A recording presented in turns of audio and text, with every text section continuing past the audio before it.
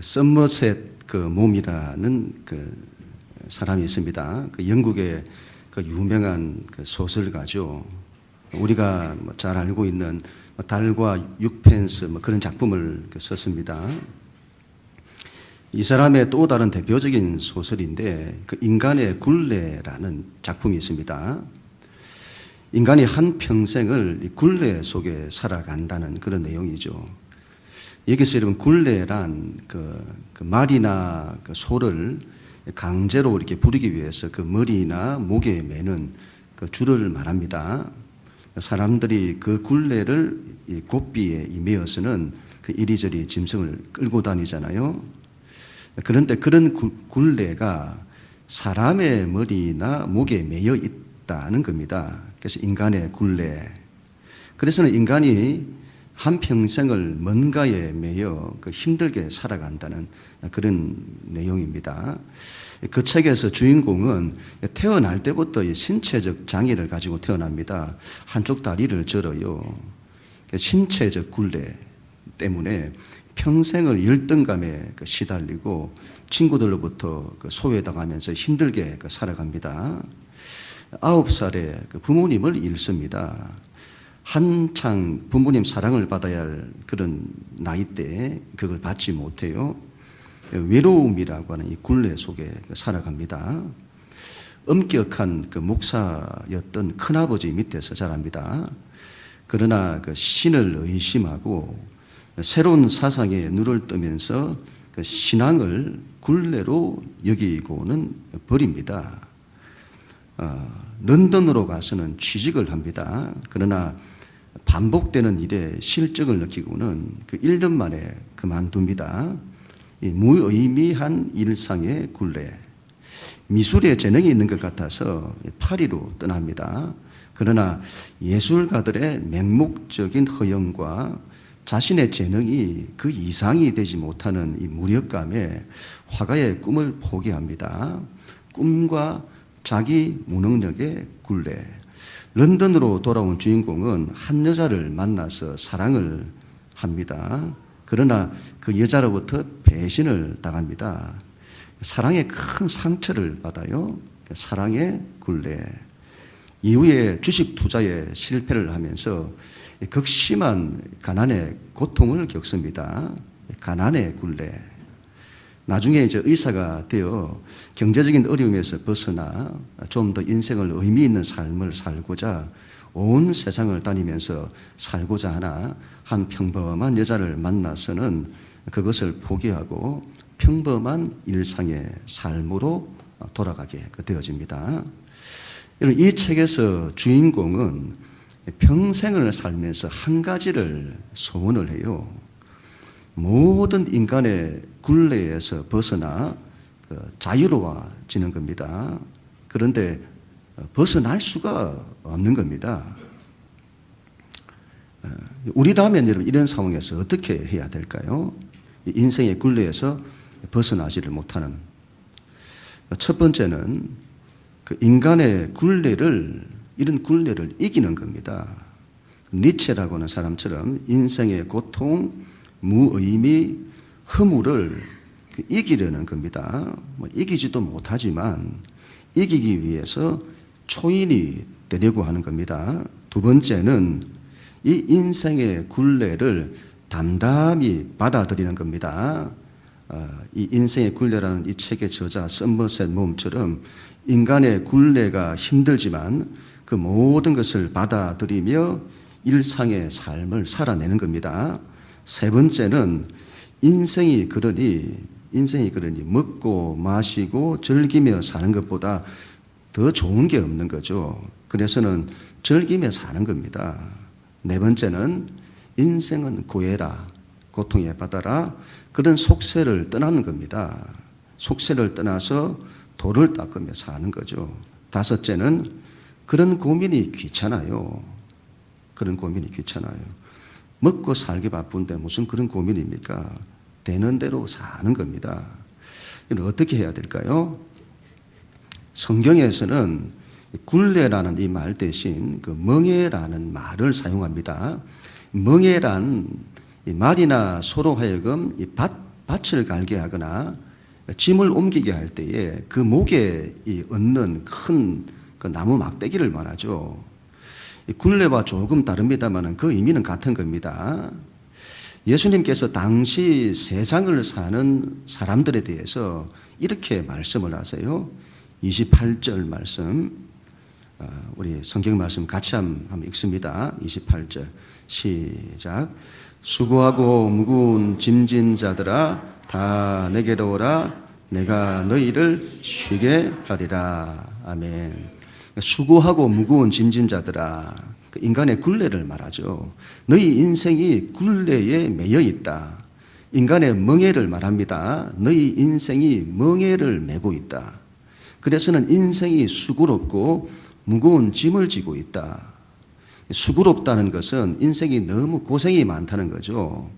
무거운 짐을 지었다는 것은 환경에 의해서, 외부적인 환경에 의해서, 이 세상에 의해서 내가 강제로 짐을 지고 있어서 힘들다는 겁니다. 1차적으로는 예수님 당시 유대 사회에 하신 말씀입니다. 예수님은 당시 유대인들에게 너희 인생이 고생이 많고 힘들다고 말씀을 하시는 겁니다. 이런 유대인이라면 유대교를 믿는 사람들이 아닙니까? 유대교는 하나님을 믿는 종교가 아닙니까? 그런데 삶이 힘들어요. 하나님을 믿는 사람들이. 예수님 말씀은 당시 종교인 유대교가 너희 목에 멍에를 씌우고 있다고 말씀하시는 겁니다. 이해가 되지 않습니다. 어떻게 하나님을 믿는 신앙이 멍에가 될 수 있습니까? 어떻게 이게 멍에가 될 수 있죠? 이렇게 생각하시면 될 겁니다. 이 세상의 사람들이 신앙생활을 하지 않는 이유 중에 하나가 뭐냐면 종교가 자기를 구속한다고 생각하기 때문입니다. 뭐 그렇게 하라는 것이 많고 하지 말라는 것이 많은지요. 이건 해야 하고 저건 하면 안 되고. 당시 유대교가 그런 겁니다. 이 유대교도 그렇고 이슬람교도 그렇고 그런 종교들을 율법적인 종교라고 하는데, 율법적인 종교의 특징은 법을 지키는 데 관심이 있습니다. 이건 해야 하고 저건 하면 안 되고. 신앙의 핵심이 거기 있어요. 예수님 당시에도 그랬습니다. 이 유대교는 사람들에게 너희가 이건 해야 하고 저건 하지 말아야 하고, 그런 거 613개 조항으로 만들어서는 사람들로 하여금 지키게 만드는 겁니다. 우리가 하나도 제대로 지키지 못하는 것들을 613개나 만들어서 지키라는 거죠. 종교 지도자들이 자신들도 지키지 못하는 것을 일반 사람들에게 지키라는 겁니다. 그걸 지키지 못하면요, 정죄하고 판단을 하는 겁니다. 신앙생활이 너무 힘들어요. 신앙생활이. 전에도 제가 말씀을 드렸습니다만, 제가 대학을 다닐 때 처음 예수를 믿었는데, 처음에는 신앙생활을 제가 율법적으로 했습니다. 신앙을 잘 몰랐던 거죠. 이건 해야 하고 저건 하면 안 되고, 그런 게 신앙인 줄 알았습니다. 제가 예수 믿기 전에 담배를 많이 피웠는데, 담배를 피워보신 분들은 아시겠지만 밥 먹고 나서 그렇게 담배가 피우고 싶어요. 예수님 믿고 난 이후에 담배를 끊어야 되겠다 이렇게 결심을 했는데, 밥을 먹고 났더니 담배가 얼마나 그냥 소위 말하면 땡기는지요. 담배가 얼마나 피우고 싶은지요. 한 갑을 사서 담배를 피우려고 하니까 너무 죄스럽고, 그때 낫담배가 있었어요. 그러니까 돈 100원을 주면 몇 개비를 주는 낫담배가 있는데, 그 낫담배를 사서는 가지고 오는 겁니다. 그리고는 한 대를 피워요. 그리고는 얼마나 그냥 마음이, 이걸 안 해야 되는데 했다고 하는, 거기서 그냥 후회가 막 밀몰듯이 오면서 나머지 개비를 다 부셔뜨려서는 이제 화장실에 던져버리고, 그리고는 하나님 앞에 이제 회개하는 겁니다. 그리고는 그 다음에 그러면 안 피우냐? 또 밥을 먹고 났는데 그렇게 그렇게 또 피우고 싶어요. 그리고 또 낫담배를 삽니다. 낫담배. 그리고 한 대 피우고는 또 회개하고. 제가 그런 생활을 6개월 이상을 했습니다. 얼마나 끊기가 힘든지. 그 담배 피우고 회개하고 또 피우고 회개하고. 신앙생활이 그런 거예요. 하지 말아야 하는데 그 알면서도 자꾸 하게 되니까 이게 신앙생활이 회개하기 바빠요. 얼마나 힘이 드는지요. 한 번은 버스를 탔습니다. 그날따라 너무 피곤한 겁니다. 할머니 한 분이 올라오셨는데 제가 너무 피곤해가지고 그날은 자리를 양보하지 못하고 자는 척 한 겁니다. 그리고는 집에 와서 얼마나 회개를 했는지요. 자리 양보해드리고 이렇게 했었어야 되는데 그걸 제가 못했다고 얼마나 회개를 했는지. 신앙생활이 이건 해야 하고 저건 하면 안 되고 그렇게 이해를 하니까 이 신앙이 힘이 들어요. 하나님 신앙을 잘못 이해를 하면 이게 멍해가 됩니다. 멍해가 되어져요. 예수님의 여러분, 이 말씀은 유대인들뿐만이 아니고 유대인을 넘어서서 인생의 멍해를 메고 사는 모든 인류를 향해 던진 말씀입니다. 수고하고 무거운 짐진 자들아. 지금 세상이 이러면 얼마나 피곤한지 모릅니다. 피로사회라고 하죠. 인생이 이런 피곤하고 힘들어요. 학생들은 공부하기 너무 힘들고 청년들은 취직하기 너무 힘들고 직장생활도 너무 힘들고 사업도 너무 힘들고 가정도 힘들고 캠핑이나 이런 여가 문화가 발달을 하는데 그건 다르게 말하면 현대인들이 피곤하고 지쳐 있다는 걸 말하죠. 쉼이 없고 안식과 평안이 없습니다. 세상은 생존 경쟁의 전쟁터입니다. 한강이라는 작가가 채식주의 작품을 썼잖아요. 인간의 폭력성을 말한다 하죠. 인간의 폭력성. 세상은 채식주의자와 반대되는 육식주의자들로 가득하다. 그래서는 경쟁하고 싸워서 이기려고 서로 갈등하고 분노하고 죽이고 내가 살기 위해서 남을 이겨야 하는 생존 경쟁의 전쟁터. 우리가 그런 세상에서 살아요. 너무 피곤하고 힘든 겁니다. 겉으로는 과학과 기술 문명이 그렇게 발달하여 삶에 화려함을 주고 편리를 주고 재미를 줍니다. 요즘은 이런 중장년층도 스마트폰 중독이 늘어가고 있대요. 현대인들의 특징이죠. 스마트폰 중독. 하루 종일 보고 있어도 지루하지를 않아요. 겉으로는 화려하지만 그 속에 들어가면 정신은 황폐화되고 있는 겁니다. 세상이 이러면 사랑이 식어지고 세상은 온통 개인주의와 이기주의로 가득 차 있습니다. 이 물질적인 과학과 기술 문명이 그렇게 발달을 했는데 반대로 정신은 공허하고 무의미한 겁니다. 아니 이러면 세상은 틈을 안 줘요. 얼마나 속도가 빠른지 얼마나 빨리 변화되고 얼마나 빨리 지나가는지 사람이 자기를 돌아보고 자기 인생을 돌아볼 시간을 안 줍니다.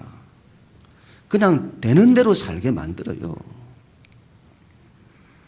그런 힘든 세상 속에서 살아가는 것도 모자라 세상은 우리에게 요구를 합니다. 이건 해야 하고 저건 하면 안 되고. 이건 여러분 율법과 똑같아요. 율법과 똑같아요. 너희가 생존 경쟁에서 이겨야 한다. 남들보다 더 잘해야 한다. 돈을 더 많이 벌어야 한다. 더 성공해야 한다. 직장에서 더 인정받아야 하고 사업도 더 잘해야 하고. 그런데 나에게 그런 능력이 없어요. 성공이 뭡니까 여러분? 성공이. 자기 자신도 책임 못 지고 자기 자신 하나. 가정도 책임 못 지고 실패를 경험합니다. 좌절을 경험합니다. 자기 무능력을 보게 돼요. 그리고는 나는 왜 이것밖에 안 될까? 나는 왜 이렇게 못났나? 내 인생은 뭔가? 그렇게 고생해도 남는 게 없어요. 인생이 우울하고 공허합니다. 우울하고 공허해요.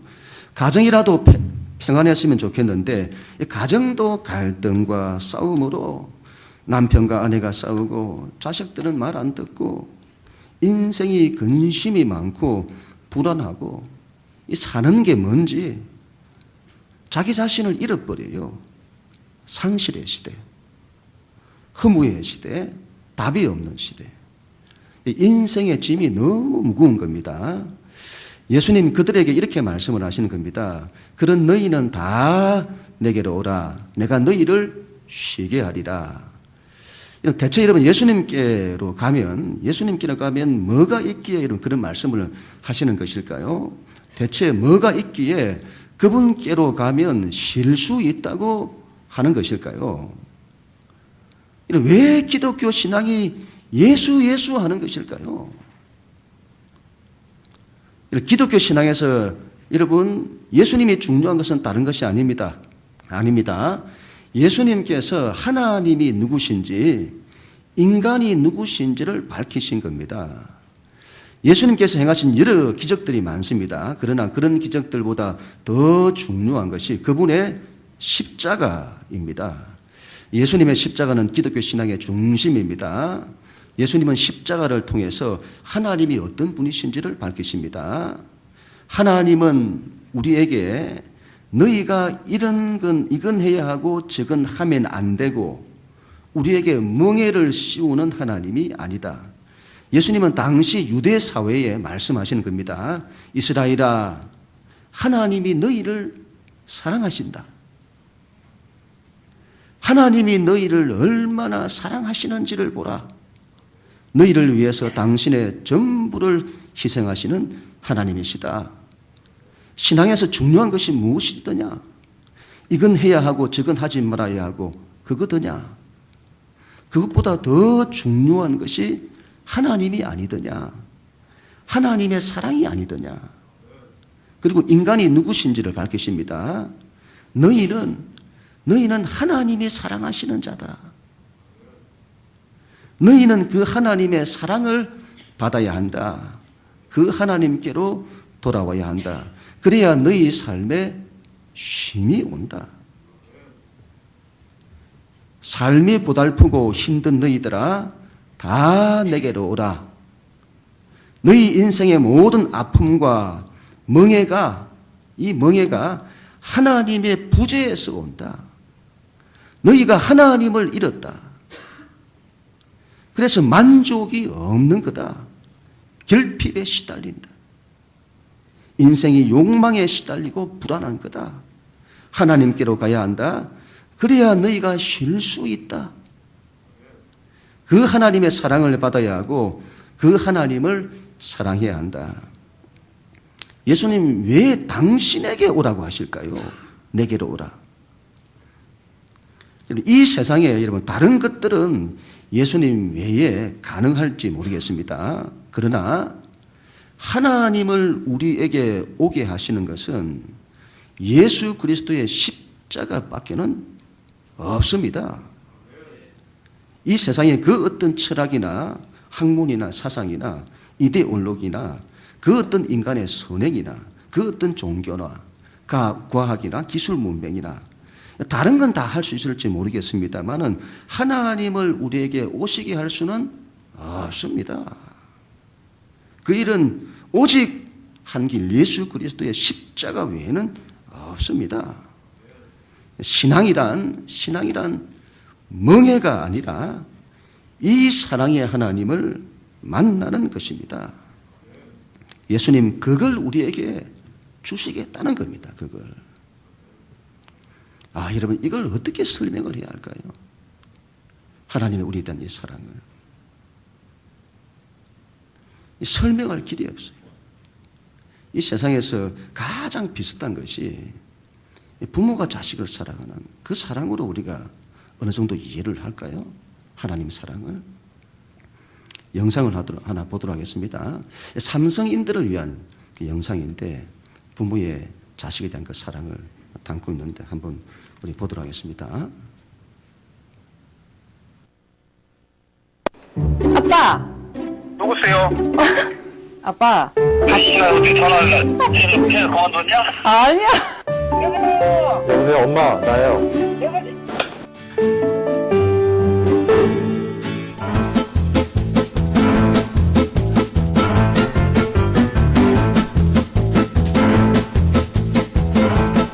어떡하지? 아, 진짜. 기억이 잘 안 나. 아, 지금요? 진짜요? 아, 정말요? 어머니께 전화를. 아, 잠깐만. 아, 저희 아빠 진짜 못듣고 가신 거예요. 여보세요? 아빠! 내가 아빠한테 어떤 딸인지 아빠가 얘기를 하라고. 안 돼? 지금? 나 지금. 어떤 아들인지 물어봐도 되나? 물어봐 주지. 아, 말 안 듣고 나쁜 애라 해야지. 시집도 가는데. 사랑스러운 딸이지. 착하고. 왜? 왜요? 어? 어? 그냥 궁금해서. 신앙이고 기쁨이지. 아빠가 너무 미안한 거가 제일 많지. 아빠가 마음속으로는 해주고 싶은 게 많은데 그런 거를 못 해줘가지고 마음이 미어지지. 내비도로 제대로 못하는 것 같아. 마음이 너무 아파. 엄청 사랑해 우리 딸. 아빠한테는 자랑거리거든. 난 항상 너를 사랑하고 널 믿고 너는 할 수 있어. 자주 하시는 말씀이신데, 나는 어떻게 돼도 좋다. 우리 새끼들이 좋으면은 그게 나한테 제일 좋은 거다. 저기 카톡에 엄마 소리만 들어도 가슴이 설레이고 있잖아, 그지? 내 전부를 줘도 아깝지 않는 우리 아들이야. 세상에 있잖아, 그지? 하고도 안 바꿔주는 거야. 뭐 하고 바꿔도 안 바꿔줘. 우리 딸은 정말 아빠가 사랑하는 딸이야. 없으면 못할 것 같은 아주 아빠의 분신이면서도 아주 그냥 좋아하는 사랑스러운 딸. 엄마가 이 세상에 왔다 간 이유가 우리 아들하고 딸 만난 게 이유. 그거 말고는 엄마가 이 세상에 왔다 간 이유가 별로 없어. 힘들 때 제일 의지할 수 있는 그런 존재요. 예. 이렇게 말하죠. 내가 아빠에게 어떤 딸인지를 아빠가 말해달라고. 내가 하나님께 어떤 딸인지 하나님이 말해달라고요. 너는 내가 가장 사랑하는 딸이고 나의 전부야. 희망이고 기쁨이지. 나의 자랑거리. 정말 내가 사랑하는 딸이야. 없으면 못 사는 딸. 네가 좋으면 그게 나한테 제일 좋은 거야. 내가 사는 이유가 너희들 때문이야. 예수님 십자가를 통해서 이 하나님을 우리에게 주시는 겁니다.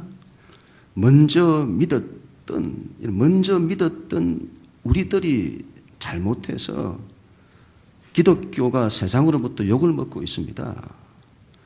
그러나 여러분, 이 하나님은 변함이 없습니다. 믿는 자들의 잘못 때문에, 교회의 잘못 때문에 여러분 이 하나님을 포기하지 마세요. 이 하나님을 싫어하지 마세요.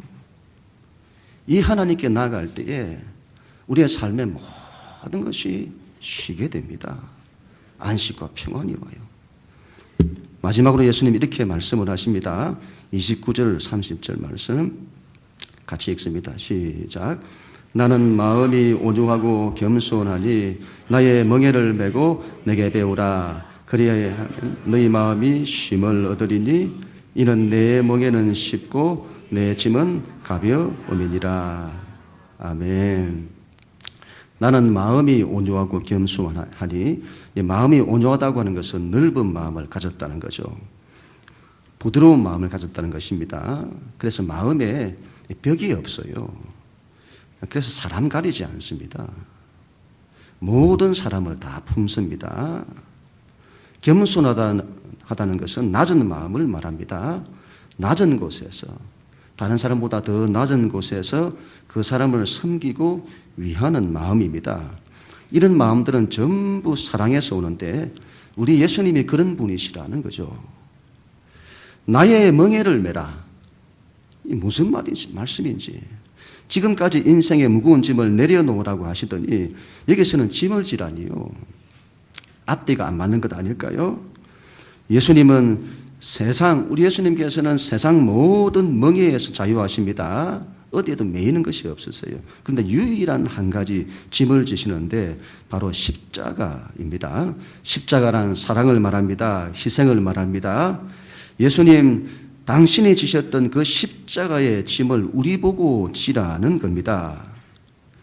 예수님 우리에게 인생의 목적이 어디에 있는지를 말씀하시는 겁니다. 다른 짐은 다 내려놓고 자유해라. 모든 인간의 굴레는 너희가 하나님을 만나서 다 해결해라. 그 하나님을 만나면 삶에 부족함이 없다. 그러나 한 가지, 십자가를 지라. 사랑의 짐을 지라. 너희는 사랑하는 사람이 되어야 한다. 인생의 목적이 내 문제 해결하고 내 마음의 평안, 내가 자유하는 것, 거기에 있지 않다. 더 중요한 것이 있는데 너희가 다른 일을 위해서 사는 거다.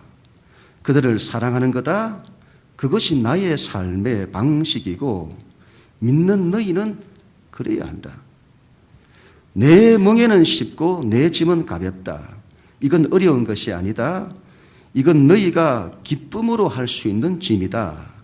너희 인생을 힘들게 하는 짐이 아니라 너희 인생을 복되게 하는 짐이다. 내가 너희를 사랑하여 너희 아픔과 눈물과 좌절과 절망을 내가 짊어지지 않았냐. 그것은 나에게 수고하고 무거운 짐이 아니었다. 그건 나의 기쁨이었다. 내가 너희를 위하여 십자가의 죽음까지도 희생했다. 그러나 그것은 나의 기쁨이었다. 너희가 내가 졌던 그 짐을 져라. 사랑하는 사람이 되어야 한다. 사람 사랑할 줄 알아야 한다. 사람 섬길 줄 알아야 하고 그들을 위해 희생할 줄 알아야 한다. 너희에게 강제하는 것이 아니다. 나에게 와서 배우라. 그리고 너희 스스로 그 짐을 기쁨으로 지라. 이런 모 영화 감독과 여배우가 바람이 났습니다. 자기 사랑을 찾아서 가정을 버리고 떠났어요.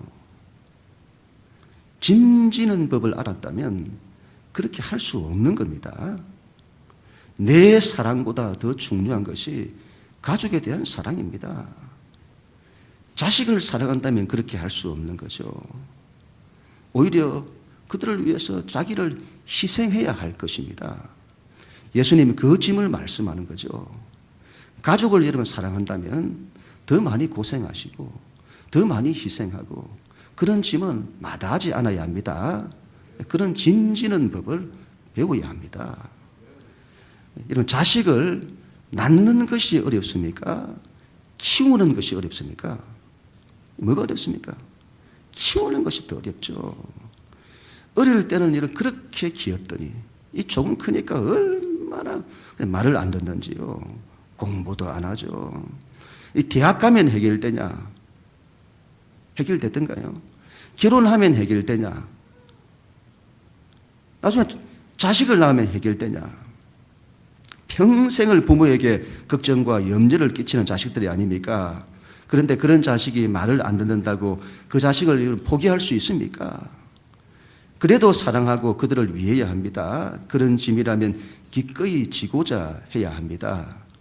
가족 공동체를 넘어서 이웃을 사랑하고 세상에 있는 사람들을 사랑하는 사람이 되어야 합니다. 그들을 사랑할 줄 알고 섬길 줄 알아야 합니다. 어느 연극 제작자의 죽음, 이런 신문 칼럼을 보았어요. 꽤 잘 나가는 프로듀서라고 합니다. 그런 그가 자살을 했대요. 도대체 왜? 죽기 나흘 전에도 같이 술을 마셨어요. 평소처럼 낄낄대면서 마셨는데 내 참 눈치 못 챈 지인들은 죄책감에 힘들어했다고 합니다. 힘들어도 티낼 사람이 아니다. 자존심이 세다. 겉으로는 태연한 척 했을지 몰라도 물려받은 땅을 대부분 저당 잡히고 빚마저 계속 쌓이면서 속으로 새카맣게 탄 모양이다. 남에게 아쉬운 소리 하지 않고 어떻게 하든 자기 돈으로 운영을 했는데 막판에 투자 좀 해달라고 몇 명에게 애원했다는 후문이다. 그마저도 거절당하면서 무력감에 극단적 선택을 하지 않았겠나. 여러분, 인간이 짊어진 이 멍에가 얼마나 큰지 모르겠습니다. 수고하고 무거운 짐을 졌습니다. 예수님 다 내게로 오라. 여러분, 우리에게는 하나님이 필요합니다. 하나님의 사랑이 필요합니다. 하나님을 만날 때 인생은 비로소 쉼을 얻습니다. 이 멍에를 벗었다면, 하나님을 만나 멍에를 벗었다면 이제 스스로 사랑의 짐을 져야 합니다. 이 세상에 하나님의 사랑을 나타내야 합니다. 사람을 사랑하고 위할 줄 알아야 합니다. 세상에서 힘들어하고 고통당하는 사람들이 얼마나 많은지요. 그들을 사랑해내고 그들을 섬겨내고 그들을 위해 희생해내야 합니다. 이것이 믿는 자가 인생을 사는 법입니다. 그런 우리 모두가 다 될 수 있기를 주님 이름으로 간절히 축원합니다.